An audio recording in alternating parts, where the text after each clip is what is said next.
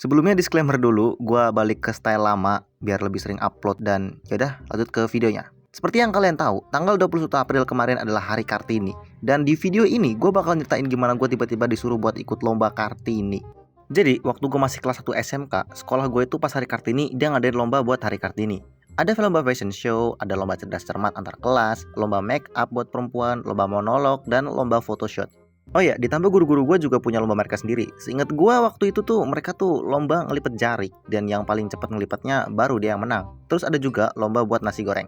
Nah, gue mau kasih tahu ke kalian dulu nih. Gue waktu masih SMK itu gue masuk jurusan teknik jaringan komputer dan telekomunikasi. Yang dimana jurusan gue ini tuh adalah jurusan dengan nilai rata-rata yang paling tinggi di sekolah gue. Karena nilainya tinggi, otomatis jarang banget ada laki-laki yang bisa masuk jurusan gue ini. Paling cuman ada 5 atau enggak 10 laki-laki yang bisa masuk, dan itu pun harus dibagi 2 kelas laki-lakinya. Nah, angkatan gue waktu itu laki-lakinya itu ada 7. Yang 3 di kelas TKJ 1, terus yang 4 di kelas TKJ 2. Sedangkan gue masuknya di kelas TKJ 1.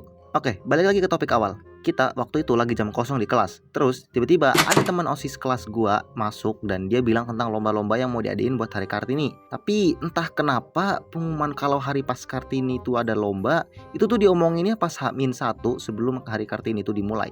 Kayak why? Berarti belajar buat lombanya tuh pakai SBM, sistem kebut semalam. Dan abis gitu teman-teman kelas gue langsung pada diskusi kan ya, buat nentuin siapa aja yang mau ikut lomba-lomba buat Hari Kartini.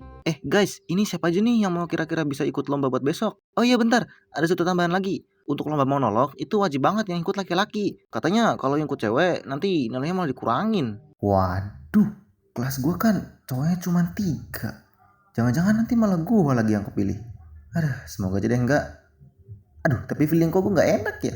Nah Bim, lu yang ikut lomba monolog ya? Hah, kok gua? Dan karena satu kelas pada setuju kalau gue yang ikut, ya mau nggak mau gue harus tetap ikut. Kalau nggak, ntar gue malah diomongin ke wali kelas. Oh ya, buat yang nggak tahu apa itu lomba monolog tuh hampir-hampir mirip kayak puisi gitu. Cuman ya agak sedikit beda gitu. Kayak kalau lomba monolog tuh agak ada cerita-ceritanya gitu loh. Ya lu cari aja lah sana di Google biar lebih paham. Dan untuk tema lomba monolog pas itu tuh pandangan laki-laki terhadap perempuan. Rar.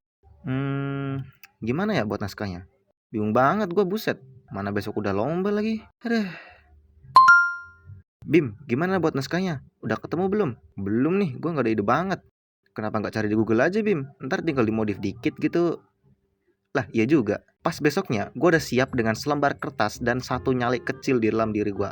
Karena awalnya gue gak tahu kan ya kalau lomba itu di ruangan mana. Tapi pas gue tahu kalau lomba itu di luar ruangan dengan karpet hijau di bawah sama juri di depan satu, gue malah minta mau undur diri, tau gak? Karena gue malu banget sumpah. Kayak soalnya nanti kan pasti diliatin banyak orang ya kan. Tapi ya tetep aja sih gue nggak bisa. Gue tetap dipaksa buat ikut. Waktu itu gue daftar dapat nomor urut ke-13 dan jurinya bilang lagi katanya kalau pas dipanggil itu nggak pakai nomor urut, melainkan kita diajak lagi.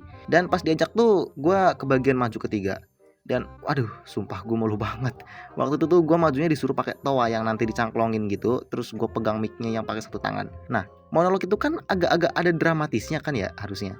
Tapi waktu itu gue enggak, malahan waktu itu gue lebih kayak baca pidato, tau gak? Oke guys, makasih buat kalian semua yang udah pernah nonton. Ya maaf ya, gue udah jarang upload lagi dan gue nggak tahu banget ini kenapa ya. Gue rasa kayak ya di real life gue emang banyak banget guys, sumpah gue beneran gak bohong. Gue di real life tuh ada banyak banget tugas yang harus gue selesain. Yang dimana kalau gue gabungin juga sama buat bikin YouTube, bikin animasi, itu tuh rasanya kayak double banget gitu. Apa? Gimana ya? Kayak harus